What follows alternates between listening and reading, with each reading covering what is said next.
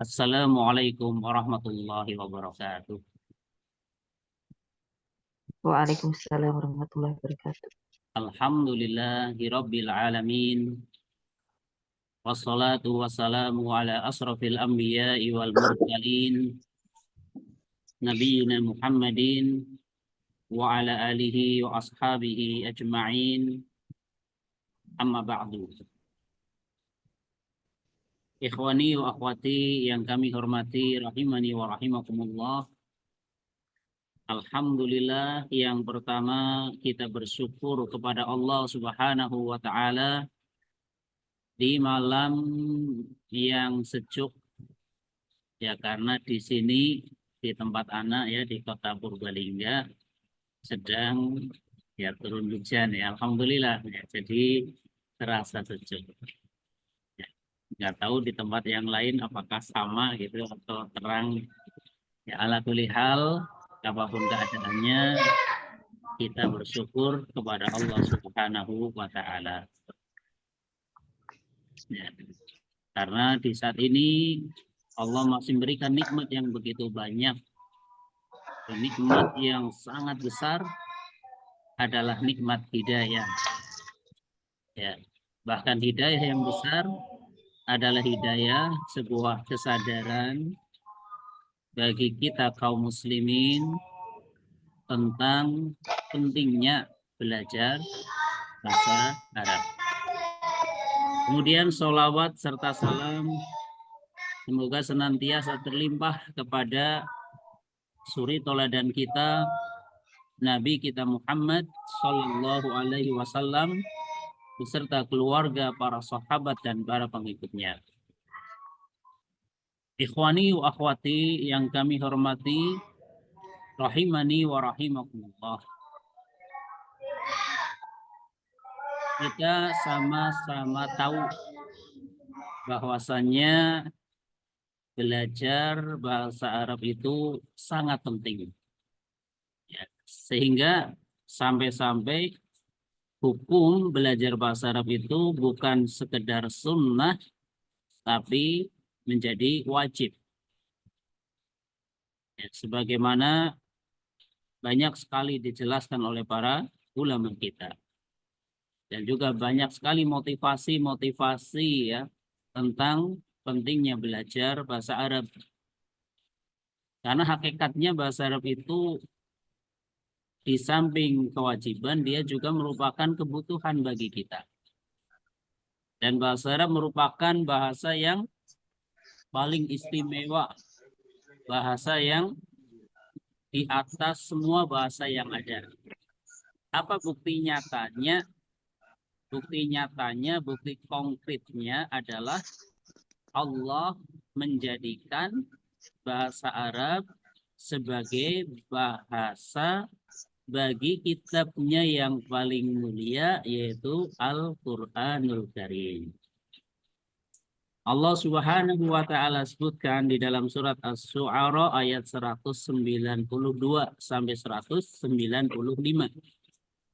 Wa innahu latanzilu rabbil alamin nazala bihir ruhul amin ala qalbika litakuna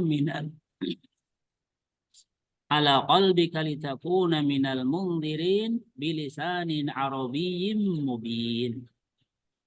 Dan sesungguhnya Al-Quran ini benar-benar diturunkan oleh Tuhan semesta alam. Ya.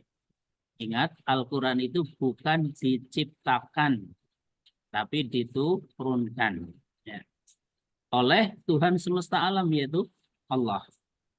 Dia dibawa turun oleh Ar-Ruhul Amin atau Malaikat Jibril ke dalam hatimu atau ke dalam hatimu, yaitu Muhammad, agar kamu menjadi salah satu seorang di antara orang-orang yang memberikan peringatan dengan bahasa Arab yang jelas.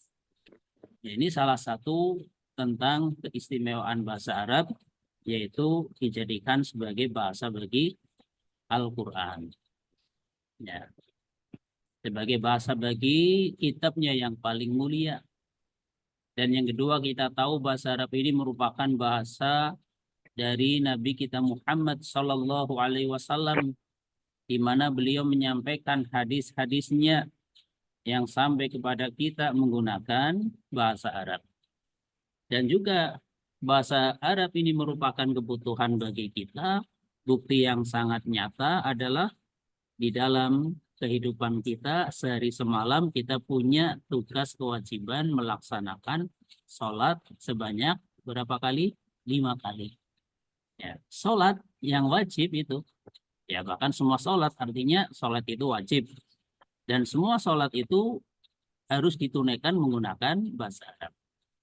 Dan yang namanya sholat dari awal sampai akhir, ya dari awal sampai akhir,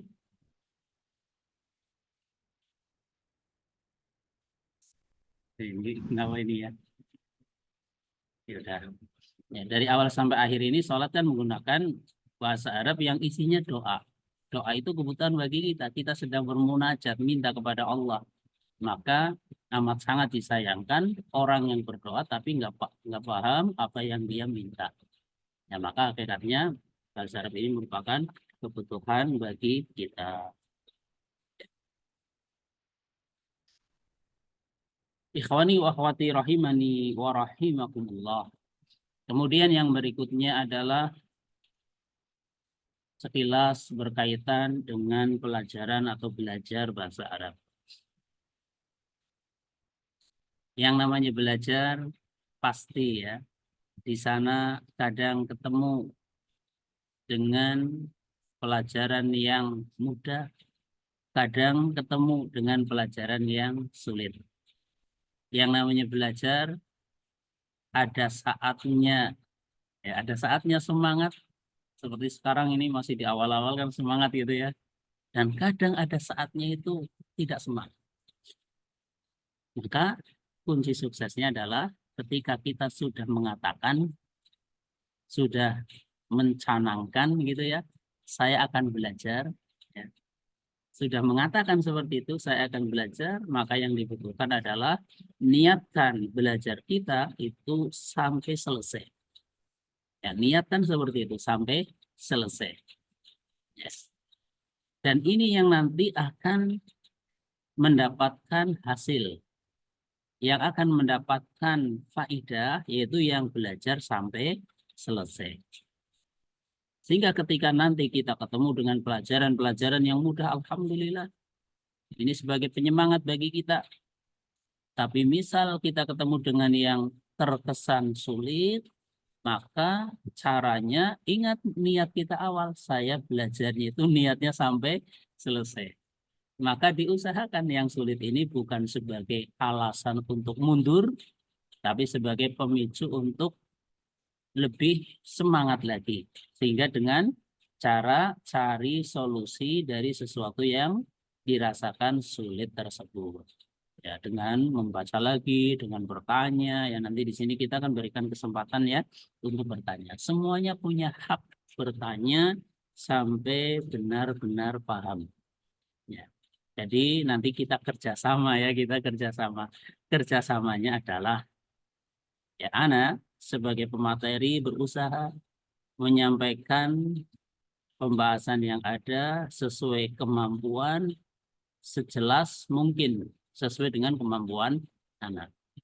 Anak ingin menyampaikannya itu pelan-pelan dengan target yang penting hafal. Ya bukan targetnya yang penting cepat selesai enggak. Anak inginnya targetnya setiap materi itu bisa dipahami.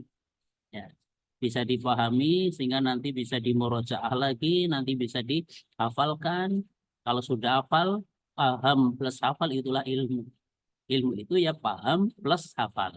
Bukan paham tapi tidak hafal, hafal tapi tidak paham. Ilmu itu paham sekaligus hafal. Itu yang kita inginkan. Ya. Jadi dari Ana ya kerjasamanya, Ana berusaha menyampaikan sejelas mungkin sesuai kemampuan tentunya ya. Dan yang belajar berusaha memahami semaksimal mungkin. Ya. Dengan apa yang bisa dilakukan. Ya. Berusaha memahami ya tidak apa ya bukan dari awal sudah menyerah tidak mau memahami saja nggak berani gitu ya. Kalau memahami saja nggak berani, bagaimana kita akan bisa paham ya? Sehingga yang belajar nanti ya sebenarnya banyak sekali eh, hal-hal yang harus dilakukan ya. Jadi memahami, mendengarkan, mendengarkan gitu ya, mengerjakan latihan aktif gitu. Ya, sehingga kita berharap bahwasannya apa yang kita pelajari ini bisa kita pahami, bisa kita hafalkan, dan akan menjadi ilmu dan akan menjadi fondasi.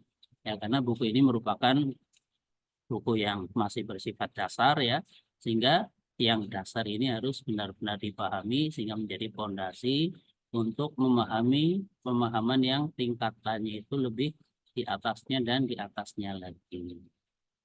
Ikhwani wa akhwati rahimani wa rahimakumullah. Ya mungkin demikian sekilas ya, sekilas berkaitan dengan eh, pendahuluan, dan ini pertemuan perdana, kita langsung masuk ke pembahasan ya, tidak masalah. Ya, kita masuk ke pembahasan, yaitu kita mempelajari buku Mukhtarat ya, buku ini ya, buku Mukhtarat, Mukhtaratu Qawaidul Lughatil Arabiyyah. Di sini kita lampirkan gambaran bukunya. Buku yang ditulis oleh pengasuh Pondok Pesantren Al Furqon Al Islami Serowo Sidayu Gresik Jawa Timur, yaitu beliau Al Ustadz Aunur Rafiq bin Uforan Hafizahullah Ta'ala. Ini buku yang sebenarnya sudah sangat banyak yang memakai ya, Masya Allah, Barakallah, Tabarakallah Ta'ala. Buku Mukhtarat ini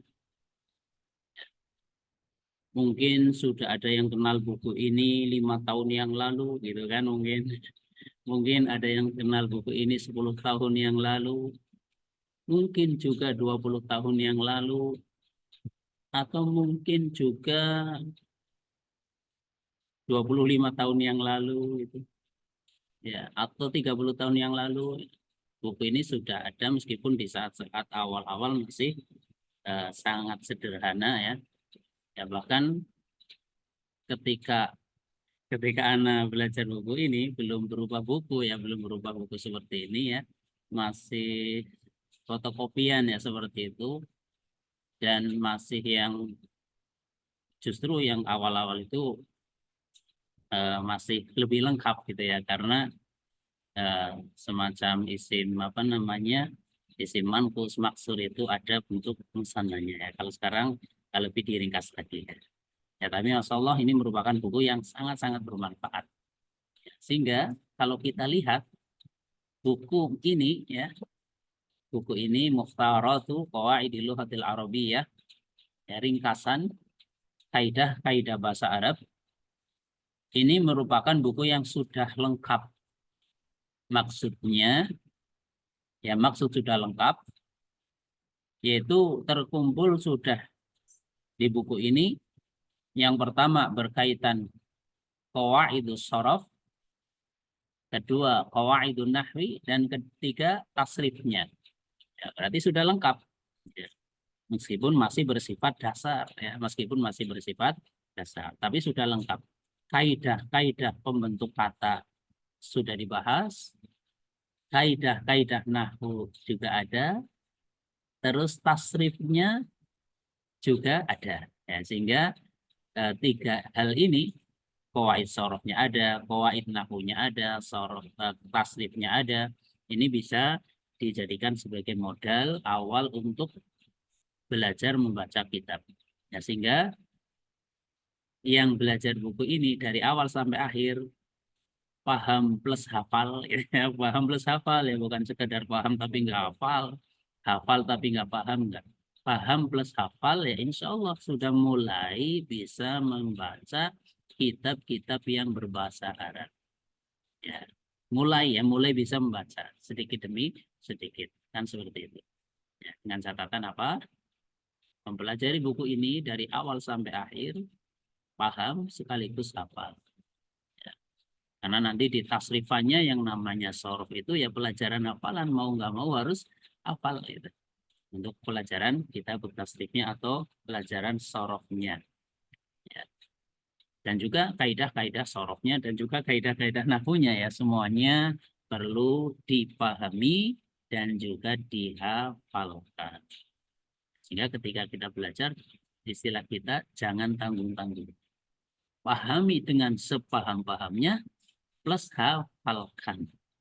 Itulah ilmu. Ya, karena kalau paham tanpa hafal, hafal tanpa paham itu belum menjadi ilmu. Akan menjadi ilmu kalau hafal plus paham, paham plus hafal.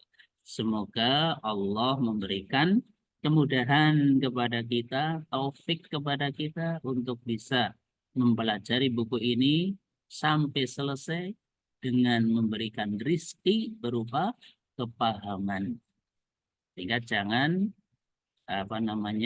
bosan-bosan untuk selalu berdoa. Robbi zidni ilma warzuqni fahma. Ani wakwati rahimani wa rahimakumullah. Insyaallah kita akan menyampaikan dari awal selama penyampaian materi belum ana nyatakan selesai, maka berharap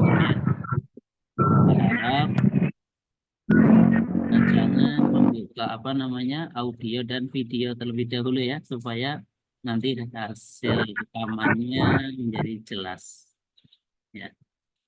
Jadi selama penyampaian materi diusahakan jangan buka audio, jangan buka video. Nanti ketika kita menyatakan materi kita cukupkan, silakan kita buka tanya jawab di situ. Boleh buka ya, buka audio ya, nggak perlu buka video, buka audio saja ya, nggak perlu buka video ya. Supaya lebih lebih nyaman kan gitu ya. Ya. Ikhwani wa akhwati rahimani wa rahimakumullah, buku ini diawali dengan qawaidus sarfi, kaidah sorof ya. Kaidah sorof. Kaidah sorof ini ya bukan maksudnya tentang ilmu sorofnya, bukan tasrifannya, bukan, tapi kaidah-kaidah pembentuk kata.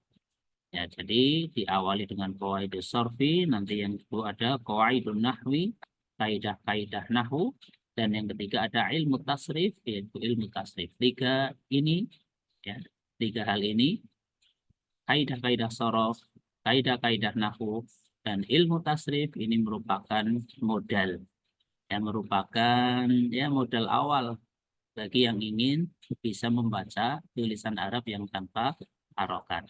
Ya, sehingga usahakanlah belajar buku ini sampai selesai ya. Semuanya sudah disajikan di buku ini, tiga-tiganya. Masya Allah. Semoga Allah memberikan pahala yang melimpah kepada penulis buku ini, yaitu Al-Ustadz Al-Mughrafiq bin Kufran hafizahullahu ta'ala. Buku yang sangat-sangat bermanfaat bagi kita kaum muslimin. Sudah siap untuk masuk materi? Karena masing-masing yang belajar itu harus berkata di dalam hatinya ya, mengatakan saya siap, ya kan gitu ya. Harus berkata saya siap meskipun di dalam hatinya, sebagai sebuah niat yang kuat ya, sebagai azam dan niat yang kuat bahwasanya saya sudah siap untuk belajar. Sehingga lahir batin harus siap. Bukan cuma lahirnya saja atau bukan cuma batinnya saja, tapi dua-duanya. Ya, lahirnya ya siap memahami, mendengarkan, melihat gitu ya. Batinnya siap, yaitu siap untuk merenungkan, menghafalkan, termasuk memahaminya. Nah, ikhwani wa akhwati rahimani wa rahimakumullah. Kita masuk kepada al-babul awwalu. Bab pertama, muqaddimah atau pendahuluan, atau materi yang didahulukan di sini, dilampirkan di pendahuluan adalah tentang pembahasan jumlah atau kalam. Pelan-pelan ya, pelan-pelan. ada istilah jumlah, ada istilah kalam. Tulisannya gini, al-jumlatu yaitu jumlah, al-kalamu kalam. Ya.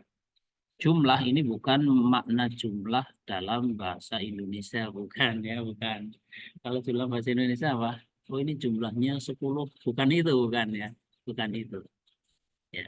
Tapi ini adalah istilah jumlah yang ada di dalam pelajaran bahasa Arab. Ya. Apa yang dimaksud dengan jumlah atau kalam? Ya, perhatikan pelan-pelan ya. Jumlah atau kalam adalah susunan kata. Susunan kata. Kata bahasa Arabnya ini kalimatun gitu ya. Jadi kalau antum melihat tulisan kalimatun itu maksudnya kata. Susunan kata maksudnya ada beberapa kata disusun digabung gitu maksudnya. Susunan kata yang bagaimana? Yang mempunyai arti sempurna. Itu namanya jumlah. Ya, susunan kata yang mempunyai arti sempurna. Kita pelan-pelan sambil memberikan contoh, gitu ya. Sambil memberikan contoh. Tadi kata bahasa Arabnya kalimah. Jadi kalimah atau kata yang ada itu disusun, maksudnya sih disusun, digabung, maksudnya digabungkan agar membentuk sebuah kalimat. Misal, di satu sisi ada satu kata ya dengan kosakata yang familiar. Yang familiar. Insya Allah semuanya sudah bisa membaca ini ya. Sudah bisa membaca ya, meskipun tanpa harokat bisa membaca ini. Kalau di eja gitu kan, al masjidu ya kan, ya bahasa kita masjid kan gitu, masjid. Masjid ya bahasa Arabnya masjid gitu kan, al masjidu gitu. Ini kata namanya ya. Al masjidu itu namanya kata atau kalimah. Kemudian dia digabungkan dengan kalimah yang lain ya, misal kalimah yang lain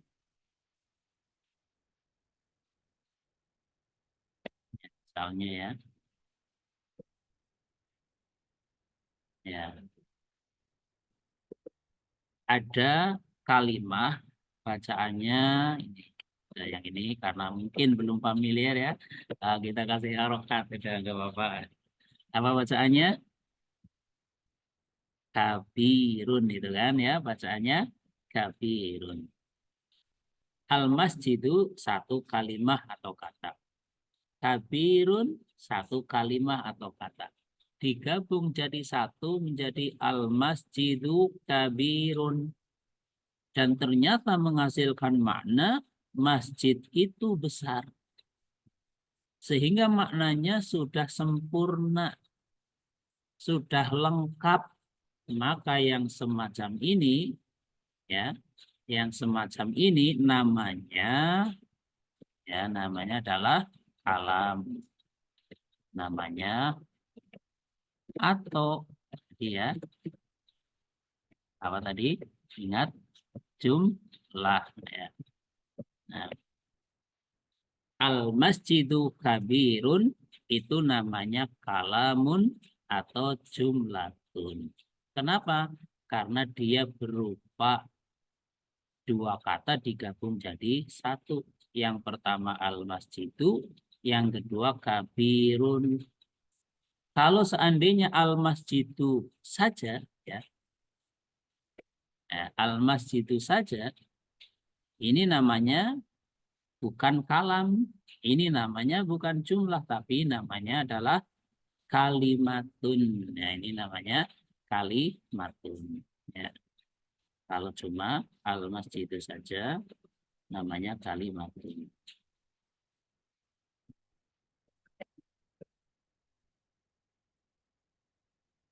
Kabirun saja juga namanya kalimatun. Ya. Kalimatun ketemu kalimatun, digabung jadi satu dan menghasilkan makna yang lengkap namanya kalamun atau jumlatun. Ya, silakan direnungkan, dipahami pelan-pelan. Tidak jelas ya? Nah, anak ulangi lagi ini, anak ulangi lagi ya. Coba dijawab di hati nggak apa-apa, dijawab di hati nggak apa-apa. Kalau al-masjidu saja namanya adalah kalimatun ya. Kabirun saja namanya adalah kalimatun juga. Al-masjidu kabirun digabung jadi satu sehingga menghasilkan makna masjid itu besar. Namanya adalah kalamun atau jumlatun. Sehingga untuk level awal ini ya kita pahami kalam itu ya jumlah, jumlah itu ya kalam. Nah, seperti itu ya. Kembali ke materi kita. Itulah jumlah atau kalam. Susunan kata atau kalimatun yang mempunyai arti sempurna. Sehingga apabila sudah ada susunan kata, tapi tidak menghasilkan arti sempurna, itu bukan kalam, itu bukan jumlah. Apa ada? Ya ada saja gitu kan. Ada ya.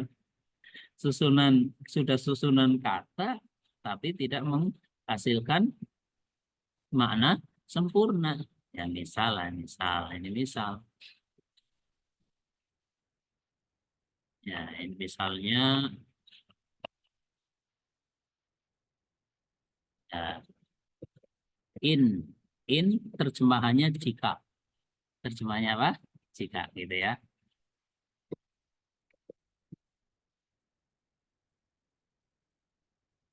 Qoma terjemahannya berdiri. Kalau ini nggak usah diterjemahkan, memang itu sudah terjemahan Muhammadun nama orang gitu ya. Ini kalau kita lihat berapa kalimat. Nah, kalau dihitung in satu ya, koma dua, Muhammadun tiga. Sudah berupa tiga kalimat, sudah berupa susunan kata, tapi tidak menghasilkan makna sempurna. Maka yang semacam ini bukan kalam. Dia bukan kalam, bukan jumlah. Meskipun sudah terdiri dari tiga kalimat. Kenapa? Karena maknanya kan nggak jelas. Jika Muhammad berdiri. Coba kalau ada orang berkata, jika Muhammad berdiri. Kan belum jelas. Belum lengkap istilah kita. Ya, maka yang semacam ini bukan kalam, bukan jumlah. Kenapa? Karena tidak menghasilkan makna sempurna. Dan akan menjadi sempurna apabila disebutkan lanjutannya. Misal in qama Muhammadun, kemudian qama Zaidun, ya misalnya qama Zaidun. Ya, jika Muhammad berdiri maka Zaid juga berdiri. Ya ini kalau sampai in qama Muhammadun qama Zaidun titiknya di situ itu baru disebut kalam. Karena sudah sempurna. Ya, jadi ada satu kriteria disebut kalam atau jumlah apabila susunan kata yang ada itu sudah sempurna.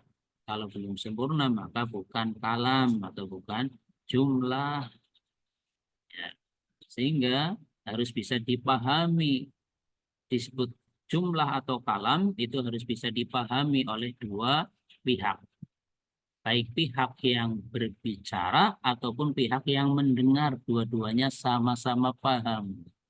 Barulah disebut sebagai kalam atau jumlah.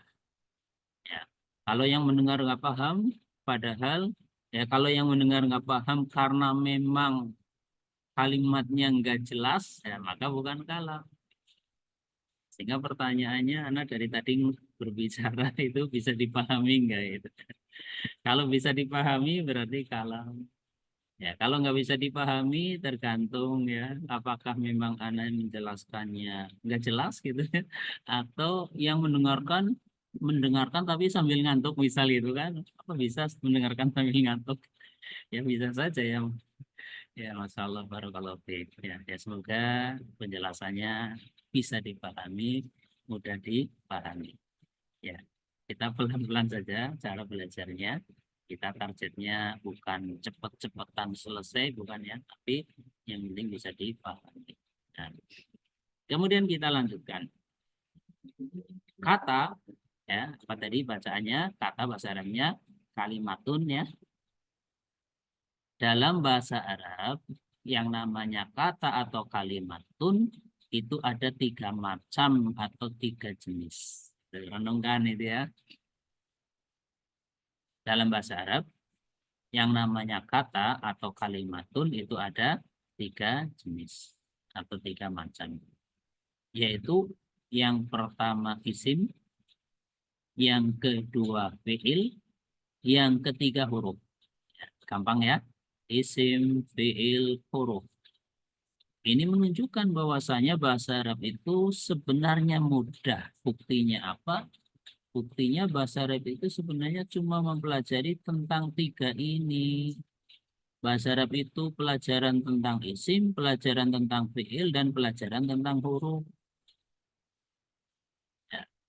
Sehingga ketika kita membaca Al-Quran dari awal sampai akhir yang berjumlah 30 juz, 114 surat. Ayatnya berapa? Ada yang mengatakan 6.236 ayat. Apabila dipisah-pisahkan, kembalinya kepada 3 ini. Kembalinya kepada ada yang ke jenis isim, ada yang ke jenis fi'il, ada yang ke jenis huruf. Dari awal sampai akhir ya, kalimat-kalimat yang ada itu, kalau dipisah-pisahkan satu persatunya, kembalinya kepada 3 ini. Ada yang isim, ada yang fi'il, ada yang huruf. Ya. Ya, nah ulangi, yang namanya kata atau kalimat dalam pelajaran bahasa Arab itu ada 3 macam. Yang pertama isim, yang kedua fi'il, yang ketiga huruf. Sehingga pelajaran bahasa Arab adalah pelajaran tentang mempelajari isim, mempelajari fi'il, dan mempelajari huruf. Nah, di sini akan disampaikan secara garis besar apa itu isim, apa itu fi'il, dan apa itu huruf. Yang pertama isim. Yang pertama isim. Diterangkan di sini yang namanya isim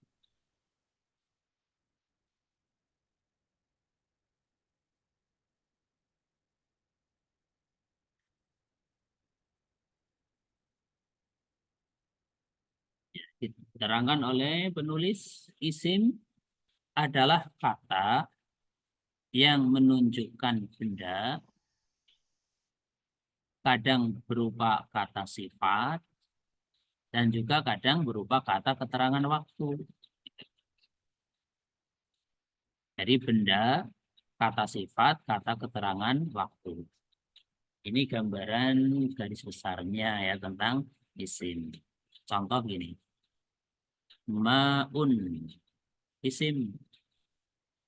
Karena ini apa kalau ma'un? Maksudnya benda, gitu kan? Air. Ma'un, air. Ya.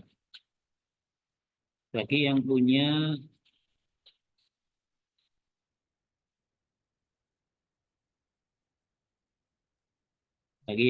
apa namanya kamus kitab muhtaratnya ya seperti ini.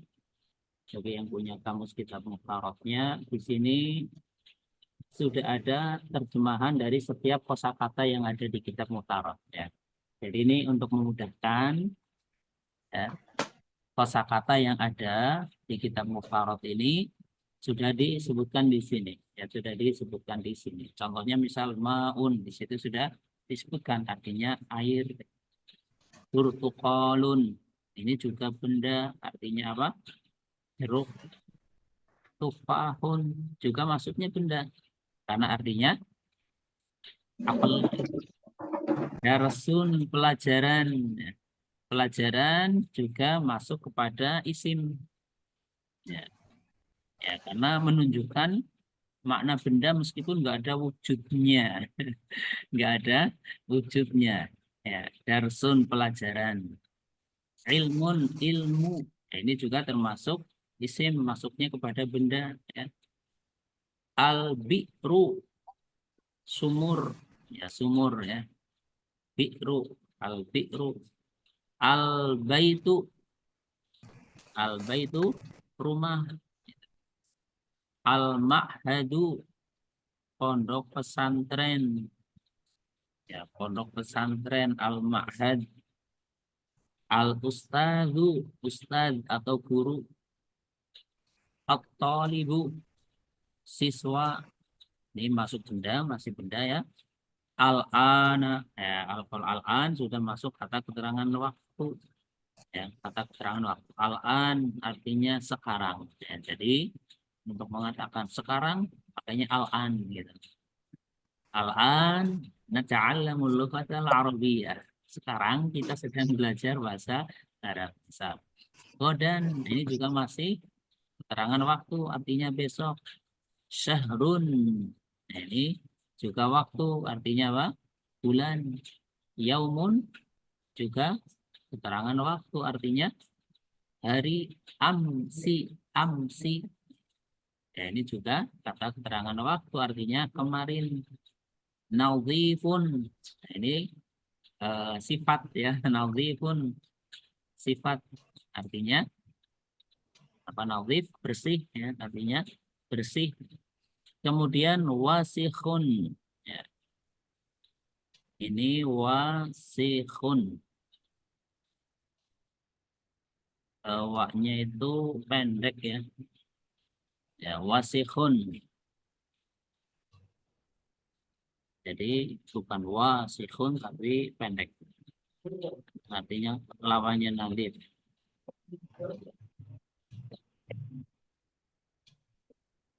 Nah, seperti ini ya, silakan dihilangkan alifnya ya, dihilangkan alifnya. Ya, situ kan ada alifnya. Seperti ini, ya hilangkan alifnya ini. Wasikhun pendek. Wasikhun, wawunya pendek artinya kotor ya, artinya kotor. Ya. Nadhifun bersih, wasikhun kotor, kabirun sagirun kecil. Itu keterangan sifat, kata sifat. Ini gambaran tentang isim ya. Kemudian ada cara mudah untuk mengetahui bahwa sebuah kata termasuk isim atau bukan isim. Kalau ini kan dengan mengetahui maknanya ya. Oh, ini isim, kenapa? Menunjukkan makna benda gitu ya. Kan gitu ya. Ada cara mudah, meskipun nanti kita belum tahu maknanya, tapi kita sudah bisa mengatakan, oh ini isim atau oh ini bukan isim.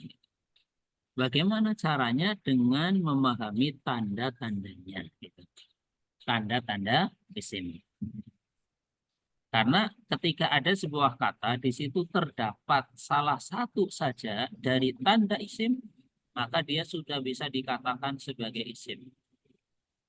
Meskipun mungkin kita belum tahu artinya. Ya. Maka yang berikutnya dilampirkan di sini tentang tanda-tanda isim, ya, tanda-tanda isim. Kita lihat satu persatu. Yang namanya isim, dia punya tanda. Yang pertama menerima tanwin. Maksudnya berakhiran dengan tanwin. Karena memang yang namanya tanwin itu ya adanya di akhir kata. Ya, di harokat yang terakhir dari sebuah kata. Nggak mungkin di depan pakai tanwin, nggak mungkin ya. Di tengah kata pakai tanwin ya nggak mungkin. Mungkin, tapi itu salah ketik, itu sering kita jumpai juga. Oh ini kok masa di depan pakai tanwin, ya itu salah ketik. Bukan berarti oh ini betul depan pakai tanwin. Kalau betul ya nggak mungkin betul. Ya karena yang namanya tanwin itu adanya di huruf terakhir dari sebuah kata. Ya.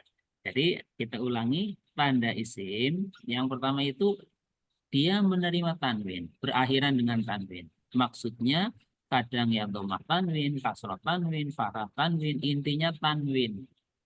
Kalau ada tanwin ya pasti isim gitu aja. Baik itu domah tanwin, baik itu kasroh tanwin, ataupun fathah tanwin. Ya. Contoh, yaminun. Nah, ini kan ada tanwinnya ya. Yaminun sebelah kanan gitu. Ada tanwinnya. Oh, yaminun isim buktinya apa? Ada tanwinnya, gitu kan? Yaumun. Nah, ini artinya hari. Ini juga isim. Kenapa itu ada tanwinnya kelihatan gitu. Kabirun isim apa tandanya itu ada tanwinnya. Qalamun isim ada tanwinnya. Kitabun isim kenapa? Karena ada tanwinnya. Jadi setiap yang bertanwin pasti isim ya. Setiap yang bertanwin pasti isim ya. Yaminun sebelah kanan, yaumun hari, kabirun besar, kolamun pena atau pulpen, kitabun kitab.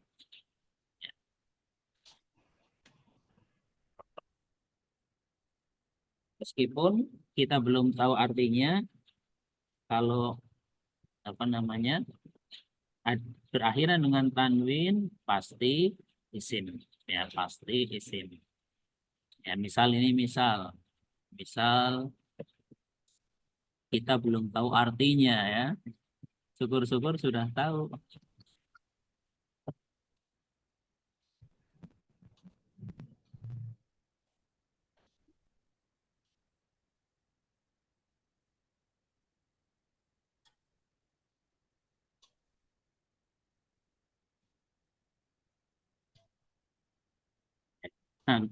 Salah. Ya, apa bacaannya? Wa khalaqnakum azwaja. Tulisannya kan azwajan gitu kan? Coba di sini azwajan itu isim atau bukan isim? Maka kita tahu, oh ini azwajan isim. Alasannya apa? Karena berakhiran dengan tanwin. Ya, ini tanwin, adapun alifnya ini alif tanwin ya. Karena fathah tanwin itu cara penulisannya tambahkan alif, bukan gini. Azwajan ya salah. Tambahkan alif dalam penulisannya. Ya, jadi azwajan isim karena apa? Berakhiran dengan tanwin yaitu dalam hal ini fathah tanwin atau fathatain atau fathatan ya tidak. Ya. Ya. Di surat An-Naba sangat banyak ya yang belakangnya fathah tanwin itu semuanya isim ya, semuanya isim ya. Setiap yang bertanwin pasti isim.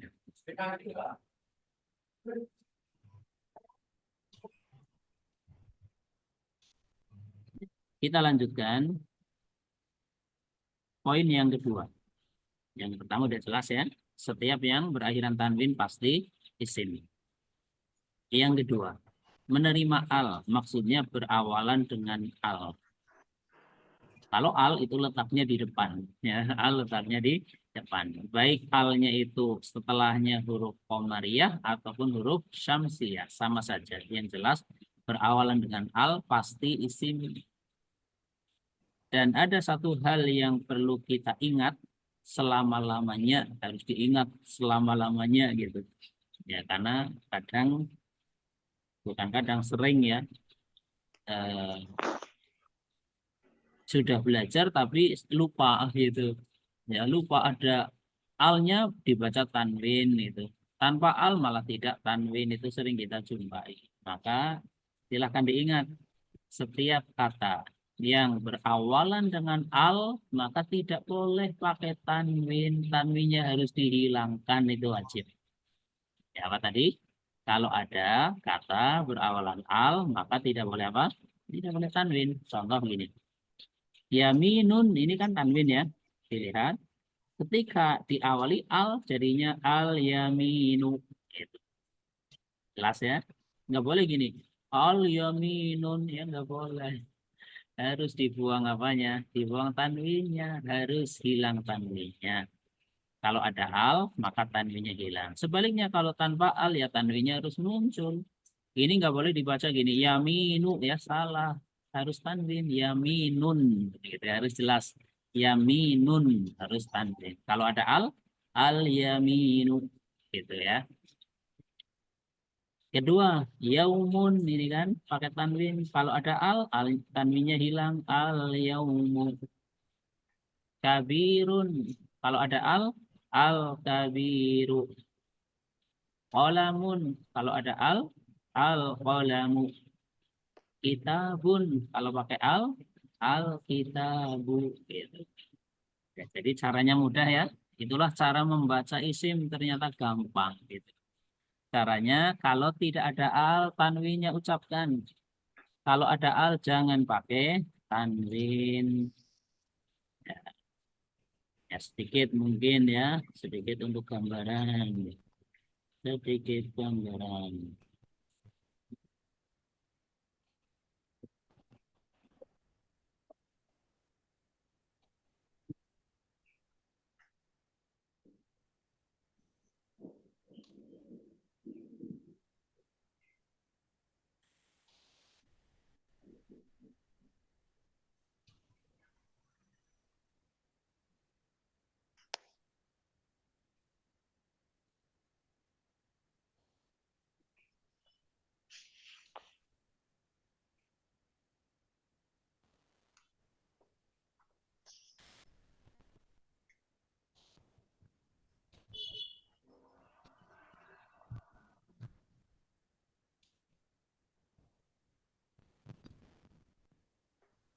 Ya, untuk bedakan lah ya, mana yang tanwin, mana yang tidak tanwin gitu. Dari peserta yang ada yang ingin mencoba membaca ini? Ya, mungkin pas ini ada Pak Ahmad Taufik. Pak Ahmad Taufik mau mencoba ini, baca 4 ini dengan kaidah tadi. Ya, coba. Gimana? Ini Pak Ahmad Taufik pas membuka, ini membuka mikrofon. Yang mana, Ustaz? Empat-empatnya, empat-empatnya, ayo. Ya, Yang mana ini, caranya Pak? tadi ya, sudah Anda sampaikan. Kalau Ya, kok. tidak ada al harus tanwin, ada al jangan tanwin. Ya, dari sini. Ya. Hajarun, Ajarun, betul. Terus al-kursiyu, al-kursiyu, betul. Terus as-sajaratu, asy-syajaratu, betul. Terus terakhir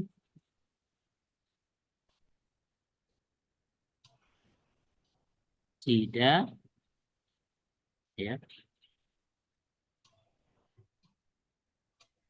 Ya, anak bantu ya. Sudah anak bantu. Ya, coba terakhirnya apa?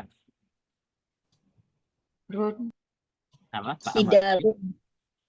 Idarun Ustaz. Iya, jidarun. Ya, betul ya. Ya, jadi itu cara membaca isim. Ya, cara membaca isim itu ternyata gampang. Tinggal dilihat kalau tanpa al tanwinnya ucapkan hajarun gitu. Kalau ada al jangan pakai tanwin al kursiyu as-syajaratu. Ya, yang ini jidarun tanwin. Yang ini tanpa tanwin, tanpa tanwin. Ya, gitu ya, jelas ya. Nah, kembali ke materi kita. Itu yang kedua. Jadi intinya apa? Setiap kata yang berawalan al ya pasti isim itu pasti. Ya, meskipun mungkin ya kita nggak tahu artinya ini artinya apa. Saya nggak tahu ya. Tapi ada alnya bisa kita katakan itu pasti isim gitu ya. Sehingga nanti ketika kita sedang tilawah itu sambil merenung nggak apa-apa ya, sambil mencermati oh ini atau setelah selesai tilawah dicermati oh ini isim alasannya oh ini ada tanwinnya ini ada alnya gitu ya. Nah, kita lanjutkan yang ketiga ya, tanda tanda isim yang ketiga adalah didahului oleh salah satu dari huruf nida atau huruf panggilan yang terkenal ya iya yang artinya wahai atau he. Misal ya Muhammadu gitu. Muhammad isim tandanya jelas karena ada ya-nya dan ada satu rahasia ya satu rahasia ini silahkan dicatat gitu ya. kalau ada nama diawali oleh ya, maka dia nggak boleh tanwin, itu nggak boleh tanwin. Meskipun asalnya dia tanwin, contoh Muhammadun gitu kan. Karena ada ya menjadi ya Muhammadu, nggak boleh ya Muhammadun, tidak boleh. Alasannya apa? Ada ya. Misal Hamid menjadi gimana? Ya Hamidu, nggak boleh ya Hamidun, nggak boleh. Ya, ya Ustazu, wahai Pak Guru gitu kan. Maka Ustazu ini meskipun nggak ada alnya, nggak ada tanwinnya, ini isim buktinya apa? Didahului oleh ya. Ya, didahului oleh ya.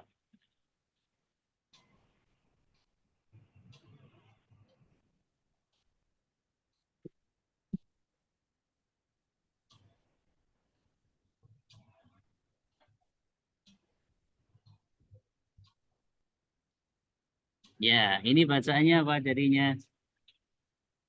Siapa? Silakan. Bacaannya adalah Ya Yasiru. ya sahih. Ya siru. Betul ya. Ya siru. Nggak boleh gini ya sirun. Nah, nggak boleh. Harus tanpa tanwin karena didahului oleh ya. Ya, seperti itu ya caranya. Demikian juga nama-nama wanita sama ya. Ada ya, maka jangan tanwin.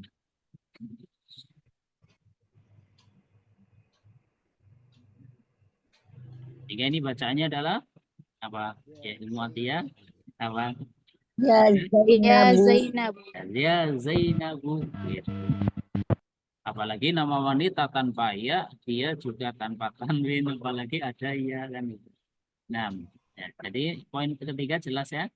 Kalau ada huruf nida, pasti dia isim. Kata yang diawali oleh huruf nida, dia adalah isim. Kemudian yang keempat,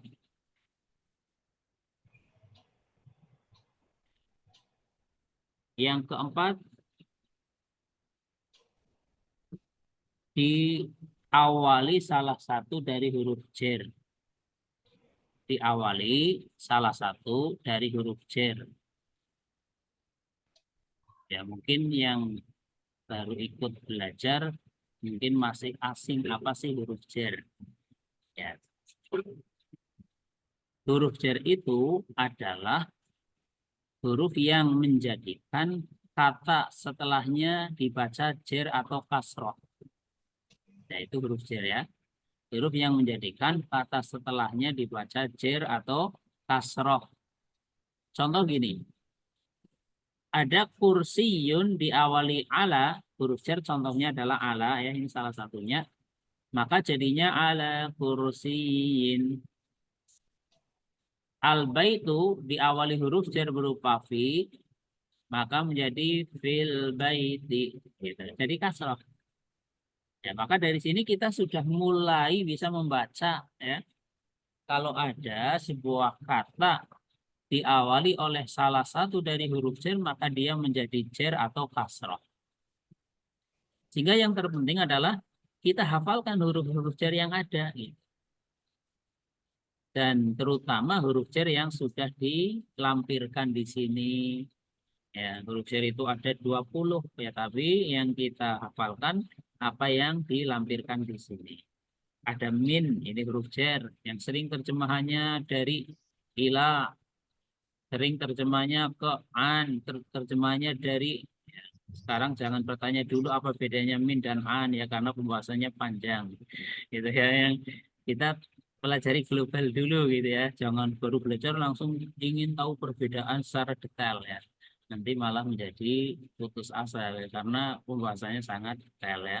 Intinya min dan an itu termasuk huruf jer. Ala di atas atau pada fi, di dalam kaf yaitu ka, seperti ba yaitu tulisannya bi, dengan lam yaitu tulisannya li, artinya milik. Ya. Itu bagi yang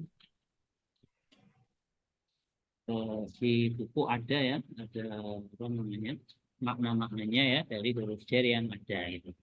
Artinya di buku kamus muftaradnya di sana dilampirkan. Ya. Jadi Anda ulangi, apa itu huruf jar? Huruf yang menjadikan kata setelahnya dibaca jar atau kasroh. Ya, sehingga kalau ada kata diawali oleh huruf jar pasti dia isim dan dia menjadi jar atau kasroh. Kita berikan sedikit latihan ya, sedikit latihan.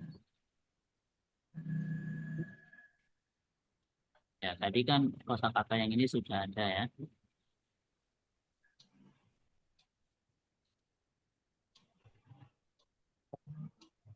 Ya, tadi sudah ada kosakata ini.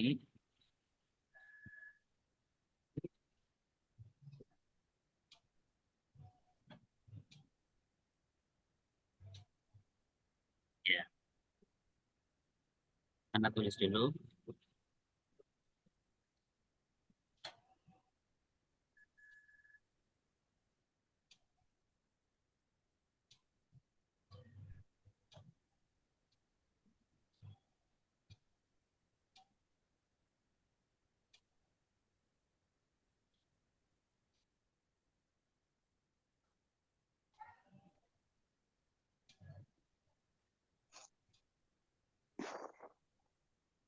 Ya dua saja dengan kosakata yang sudah dikenal ya. Ya, kecuali ini mungkin belum tahu, anak kasih harokat, artinya gelas ini artinya gelas. Kubi. Nah, gitu ya. Ingat, kalau ada huruf jar, kata setelahnya menjadi kasroh ya, menjadi kasroh. Ada yang ingin mencoba? Ada, Mencoba Ustaz. ini? Ya, Ibu Nur Lela, silakan. Nomor 1, yang pertama saja. Ya, yang keras. Al-ma'u ya Ustaz. Ya, al-ma'u, betul. Al-ma'u fil kubi. Al-ma'u, terus. Al-ma'u fil kubi. Al-maktabu. Satu saja cukup. Tadi Oh, satu saja. al-ma'u fil Al-ma'u fil kubi. Air itu di dalam gelas. ya, al-ma'u fil kubi, air itu di gelas atau di dalam gelas, betul. Al-kubi dibaca kasroh karena ada huruf jar berupa fi, kan gitu ya. Ya. Satu lagi diwakili ikhwan Ramadan, silakan Ramadan. Nama Ustaz. Nomor Gimana, Ustaz, 2, ya? ya nomor 2 Iya, Ustaz. Ramadan, ayo. Al-kitabu alal kursiyyi. Al-kitabu alal kursi, betul. Kursi. Kitab itu, Kitab itu di atas kursi, Ustaz. ya kitab itu di atas kursi, ya. Boleh anak tambahkan lagi ya, anak tambahkan lagi dengan kosakata yang semoga tidak asing ya.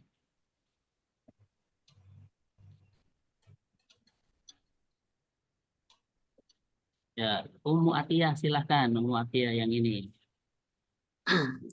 Zaidun kal asadi. Ya, Zaid seperti singa. singa. Singa ya. Kenapa dibaca Singa. al-asadi? Karena Ada kaf, ya, harful jar. kaf ya. Kaf ini huruf jar ini. Karena kaf huruf jar yang satu huruf, maka penulisannya digabung dengan kata setelahnya sehingga menjadi seperti ini. Itu cara penulisannya, gitu ya. Cara penulisannya seperti itu. Ya, satu lagi Umum Mufidah, ya silakan. Ya Ustaz. Ya, kira-kira ini apa bacaannya? Apa? Ya. Al-baitu li Terus? Muhammadin. Ya, al-baitu li Muhammadin, betul ya. Artinya rumah itu? Rumah itu milik Muhammad. Ya, betul ya. Cukup ya. Ya, Ya, jadi syukran, di sini Ustaz. kita sedang latihan tentang kalau ada kata setelah huruf jar berarti dia pasti isim dan dia pasti apa? menjadi kasroh atau jer. Jer itu artinya untuk gambaran kita di awal-awal ya kasroh. Ya.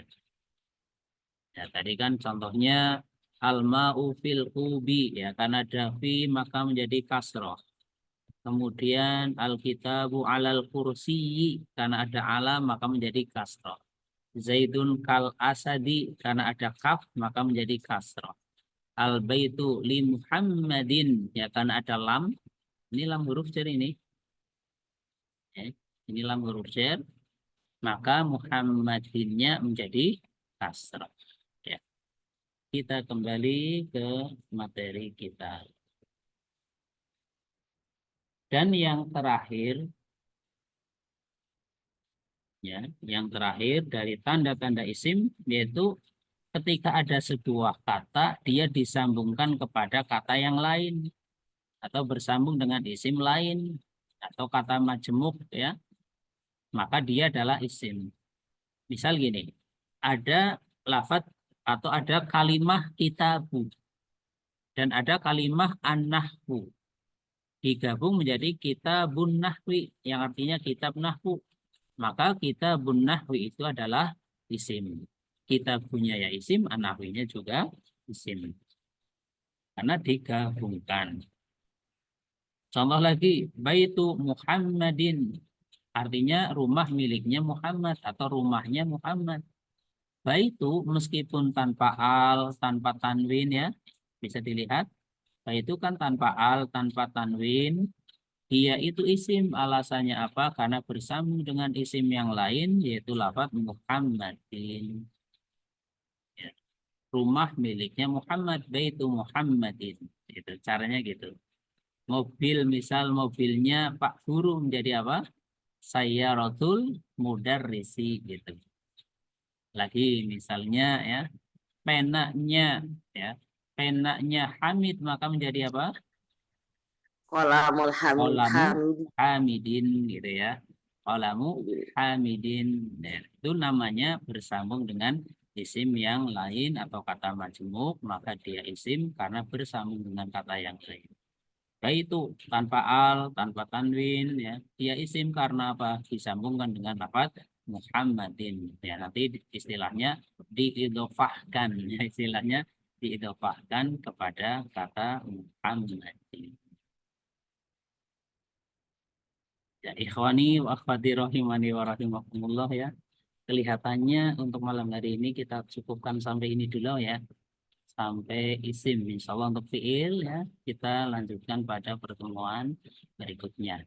Ya, jadi pada pertemuan kali ini kita membahas tentang pengertian isim dan tanda-tanda isim. Silakan nanti dimurojaah lagi, diulangi lagi, dipahami lagi, dan dihafalkan.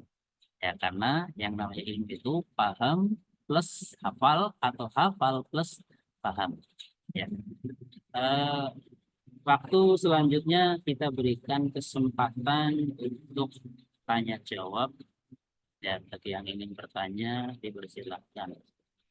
Mungkin admin Habibur bisa membantu ya, siapa yang giliran bertanya atau langsung aja silakan, nggak apa-apa ya, silakan. Izin tanya saat Abu Rosid mungkin silakan kalau mau bertanya. Abu Rosid, Anda lihat dari yang membuka audio ya. Abu Rosid.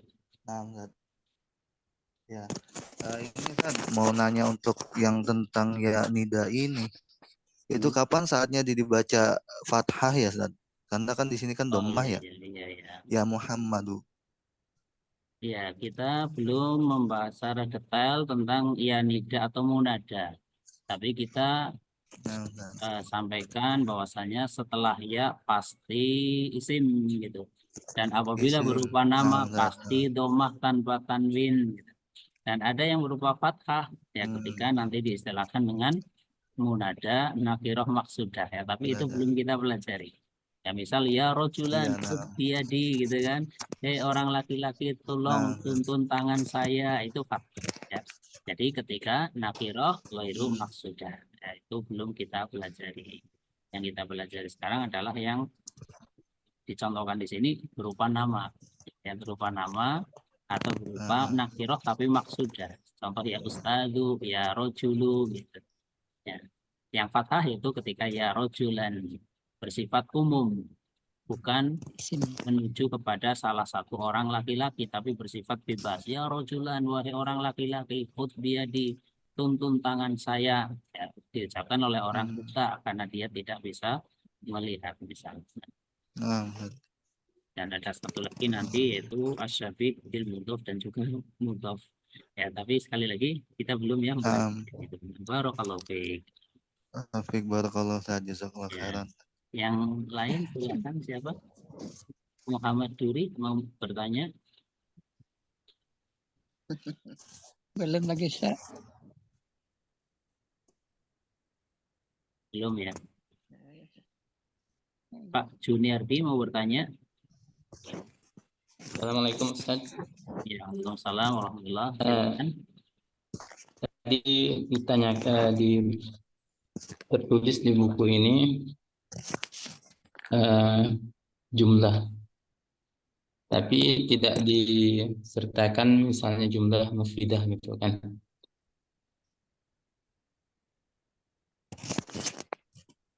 Apakah memang demikian? Atau apakah mungkin ada revisinya nanti diberi mufidah, jumlah mufidah, yaitu kalimat yang sempurna. Ya. Ya, tadi sebenarnya sudah sedikit anak singgung ya, di sini dengan istilah jumlah atau kalam gitu kan. Ya. Jumlah itu sendiri ada dua, mufidah dan yang ghairu mufidah. Ya, nanti itu di level yang setelahnya. Karena ini level dasar, maka yang dimaksud jumlah itu ya maksudnya jumlah mufidah. Dengan cara apa? Dengan cara memberikan takrifnya itu, definisi yang ada, yaitu susunan kata atau kalimat yang mempunyai arti sempurna. Itu maksud dari jumlah mufidah. Jadi jumlah yang dimaksud di sini jumlah mufidah atau kalam. Dan itu tidak masalah. Tidak masalah. Jumlah mufidah cuma diucapkan jumlah saja. Fi hadhil jumlah. Kan banyak gitu ya. Fi hadhil jumlah, di kalimat ini. Maksudnya ya jumlah mufidah. Dan itu tidak ada masalah. Tidak apa-apa ya, tidak ada masalah. Oh harus pakai mufidah? Enggak harus. Pakai mufidah ya silahkan, tidak pakai mufidah maksudnya di situ ya mufidah. Karena melihat kepada definisi yang ada. Ya, jadi tidak ada masalah ya untuk takrif yang ada di sini kalam atau jumlah. Meskipun nanti yang untuk level yang bukan ini, level yang selanjutnya nanti akan ada rincian lagi. Apa sih bedanya kalam dan jumlah kan itu. Sekarang kita belum membicarakan perbedaan, kita masih membicarakan persamaan. Kita anggap sama ya, untuk level dasar tidak ada masalah. Wallahu a'lam.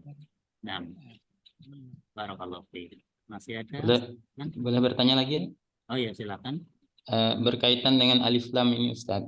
Iya. Terkadang ini kan penulisannya yang lamnya yang disukun. Apakah kalau yang alifnya itu diberi tanda fathah, apakah tidak lazim? Kan dibaca al. Maka alif kan Inti beri tanda. Inti pertanyaannya apa? Tentang alif lam ini ya. Kalau di buku ini kan alifnya tidak diberi tanda fathah gitu kan? Oh gitu maksudnya ya. Apakah memang demikian? Oh gitu ya.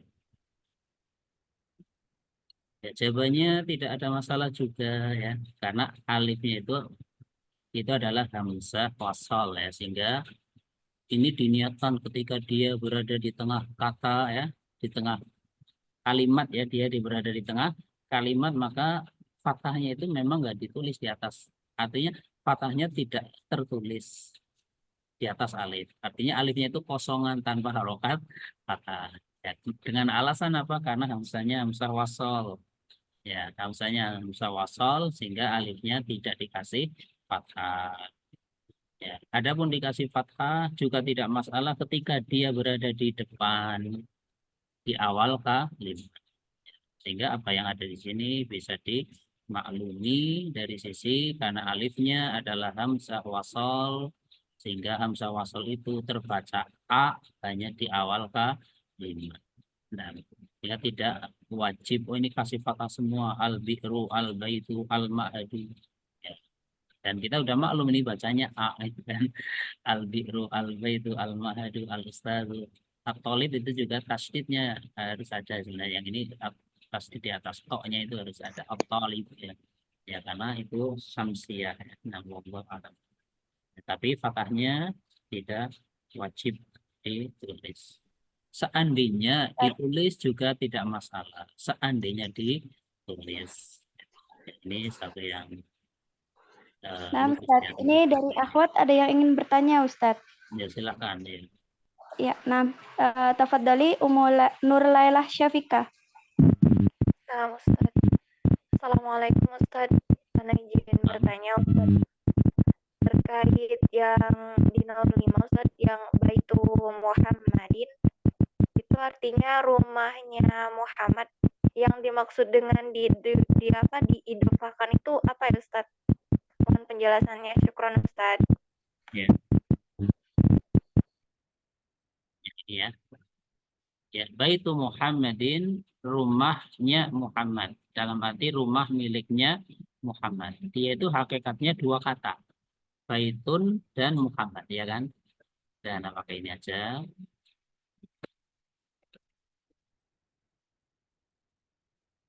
Baitun sendiri, ya. Kemudian Muhammad juga sendiri. Baitun satu kata artinya rumah. Muhammadun satu kata artinya Muhammad. Kemudian kita menginginkan sebuah makna agar maknanya menjadi rumahnya Muhammad atau rumah miliknya Muhammad. Maka baitunnya itu sudah tidak diniatkan dia satu kata sendiri. Tapi dia disandarkan kepada lafaz setelahnya. Sehingga baitunya wajib tidak boleh pakai tanwin. Dan ini sebenarnya nanti di pembahasan terakhir dari buku ini ya. Ini cuma gambaran garis besar. Muhammadnya itu harus di kasroh. Baitu Muhammadin. Baitnya disandarkan, disambungkan gitu ya. Kepada kata setelahnya sehingga menjadi makna rumah miliknya Muhammad. Itu maksudnya. Jadi untuk menghasilkan makna baru, bukan makna rumah dan Muhammad, tapi rumah miliknya Muhammad. Maka lafaz rumah disandarkan kepada Muhammad. Sehingga baitunya tanpa al, tanpa tanwin, dia termasuk isim dengan alasan karena disandarkan kepada kata Muhammad. Baitu Muhammadin. Gitu. Atau yang masyhur ya, lafaz ini kan, setiap kita kan bisa membaca ya. Apa bacaannya? Baitullahi gitu kan. Apalagi yang familiar lah ya. Kitabullahi. Artinya kan bukan kitab dan Allah, tapi kitabnya Allah, kitab miliknya Allah. Atau yang familiar juga ya. Rasulullah, Ustaz. Abdullahi itu kan. Ya, berarti apa? Misalnya Nas. Nah, ini contohnya. Ini contoh. Rasulullah. Contoh-contohnya ya. Seperti itu. Ya, jadi itu semuanya isim meskipun tanpa al, tanpa tanwin ya. Dia isim karena disandarkan atau disambungkan kepada kata setelahnya. Wallahu a'lam. Ya, demikian ya. Ya, nanti akan diulang lagi penjelasan ini lebih detail di bagian akhir dari buku ini, yaitu isim yang dibaca kasr. Ini bersifat global terlebih dahulu. Barakallahu fiik. Masih ada? Nah, Ustaz, ini selanjutnya dari Mbak Sakinah. Silahkan Mbak Sakinah. Ustadz, Ana izin bertanya Ustadz, kalau misalnya tadi kan disebutkan ya yang tentang apa namanya kalam ya. Gimana kalau misalnya orang yang tidur, nah itu dia mengigo, itu apa disebut kalam juga atau bukan? Kemudian kalau ada hewan yang bisa ngomong, bisa berbicara gitu, apakah itu juga disebut kalam atau enggak, Ustadz? Ya, ya. Orang yang tidur mengigo, dia tidak bisa disebut kalam karena diucapkan dalam keadaan tidak sadar. Ya, karena sebenarnya di antara syarat kalam itu di sini nggak dilampirkan, tapi itu ada ya, yaitu diucapkan dalam keadaan sadar. Orang tidur mengigo, orang mabuk, orang gila, maaf ya, yang mereka berbicara ucapannya jelas, itu bukan kalam. Itu bukan kalam.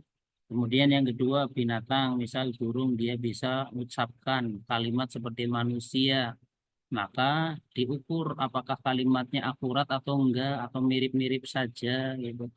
Bisa enggak ditulis dengan huruf hijaiyah? Kalau bisa berarti kalam, kalau enggak ya bukan kalam.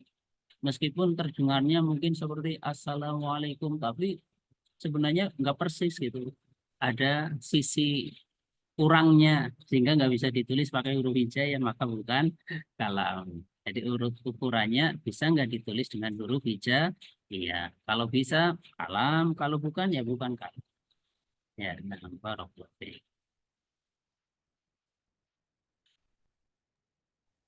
Izin bertanya Ustaz. Ya, Assalamualaikum. Saya ingin tanya, tadi kan disampaikan terkait tanda-tanda isim. Kalau di buku Mukhtarat kan ada 5 ya Ustaz ya. Ada nggak dari apa tanda-tanda isim lainnya selain dari kelima ini Ustaz? Mungkin kita bisa faedahnya kita tambah di bawahnya. ya sebenarnya ada ya, ada. Tapi eh, apa namanya? Apa yang disampaikan di sini ini sebenarnya sudah mencukupi dalam arti untuk yang awal-awal belajar ini ya. Karena ada tanda isim yang paling besar. Tapi ini kalau disampaikan nanti apa ya? Eh, karena rukunnya belum kita pelajari. Ya, Nah, tidak masalah. Tanda isim yang paling besar itu adalah musnad ilaih. Itu yang paling besar. Apa itu musnad ilaih? Ini rukun yang belum kita pelajari sehingga bagi awal yang awal belajar belum nyambung. Ya, musnad ilaih itu sebuah kata yang mana kata yang lain bersandar kepada dia. Sebuah kata yang menjadi pokok dari sebuah kalimat. Contoh, dalam jumlah ismiyah adalah mubtada, dalam jumlah fi'liyah adalah fa'il atau naib fa'il. Setiap mubtada, fa'il atau naib fa'il pasti isim. Karena dia adalah musnad ilaih. Dan musnad ilaih adalah tanda terbesar bagi isim. Dorob tak misalnya. Apa sih tanda isim pada tak? Karena musnad ilaih. Kalau dicari dari tanda yang tadi nggak ketemu, alnya nggak ada, tanwinnya nggak ada, huruf nidanya nggak ada, huruf jernya nggak ada, bersambung dengan kata yang lain juga nggak ada. Tapi kenapa dia isim? Karena musnad ilaih. Itu tanda yang paling dominan adalah itu. Ya. Tapi itu belum disampaikan di sini karena ada rukun-rukun yang memang harus tersampaikan terlebih dahulu. Sebagai wawasan. Nah, barakallahu fiik. Wafiq barakallah. Syukran saja jazakallahu khairan. Iya.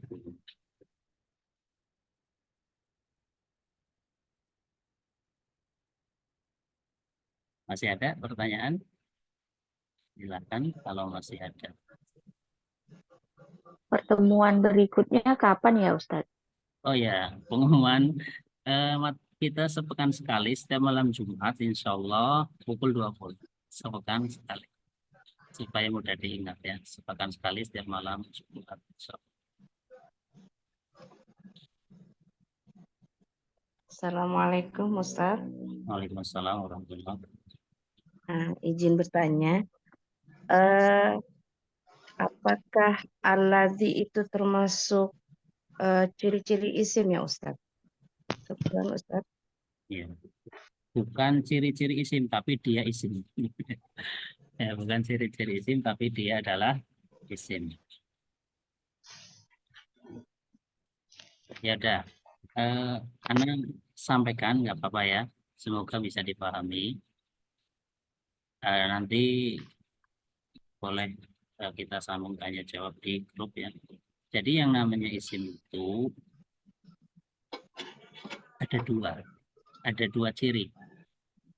Pertama, dia terdapat padanya tanda-tanda isim. Boleh ditulis nggak apa-apa. Terdapat padanya tanda-tanda isim. Contohnya tadi, yang 5 tadi. Ada tanwin, ada al, atau yang ketiga yaitu apa tadi didahului oleh huruf nida, oleh huruf jar bersambung dengan kata yang lain. Ini yang pertama, terdapat padanya tanda-tanda isim. Yang kedua, dia bisa menerima tanda isim meskipun tidak ada tanda isim pada dirinya, gitu. Ya, meskipun tidak ada tanda isim pada dirinya, tapi dia bisa menerima tanda isim. Kita berikan satu gambaran. Ya, ini terakhir ya, ini terakhir.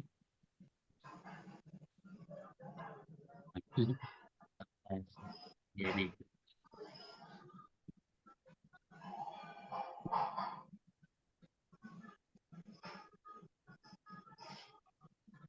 ya, coba dijawab.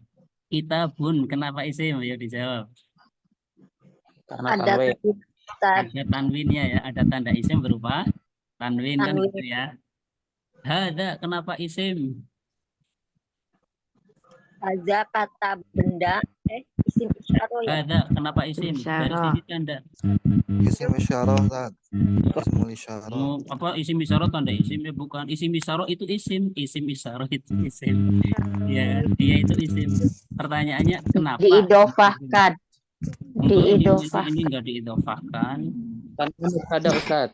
Hah? Karena mubtada. Ya, jawabannya yang tadi. Tadi kan Anda sampaikan isim ada dua. Pertama, kata yang ada padanya tanda-tanda isim. Pertama ya. Kedua, kata yang dia bisa menerima tanda isim meskipun di saat itu tidak ada tanda isim pada dirinya. Contoh hadza, buktinya nanti suatu saat hadza bisa diawali dengan min, gitu kan? Iya enggak? Min hadza, gitu. Berarti hadza bisa didahului oleh huruf jar. Nah, maka jawabannya kitabun jelas isim karena tanwin, hadza isim karena dia bisa menerima tanda isim berupa didahului oleh huruf jar. Gimana? Bisa dipahami? Insya Allah bisa. Bisa lah ya. Ya, jadi ada dua itu ya, tanda isim ada dua. Atau isim itu ada dua jenis. Yang pertama ada padanya tanda-tanda isim. Yang kedua, dia bisa menerima tanda-tanda isim meskipun di saat itu dia tidak ada tanda-tanda isimnya. Contoh hadza. Hadza kitabun, hadzanya isim, buktinya suatu saat bisa didahului oleh min hadza. Nah, barakallahu fikum. Ya, kita cukupkan untuk malam hari ini ya, sampai ini terlebih dahulu. Nanti kalau masih ada yang ingin ditanyakan, kita beri kesempatan di grup insyaallah ya. Ya, dari Ana cukup sekian. Wallahu a'lam bishawab. Kita akhiri dengan kafarah majlis. Subhanakallahumma bihamdika asyhadu an la ilaha illa anta astaghfiruka wa atubu ilaik.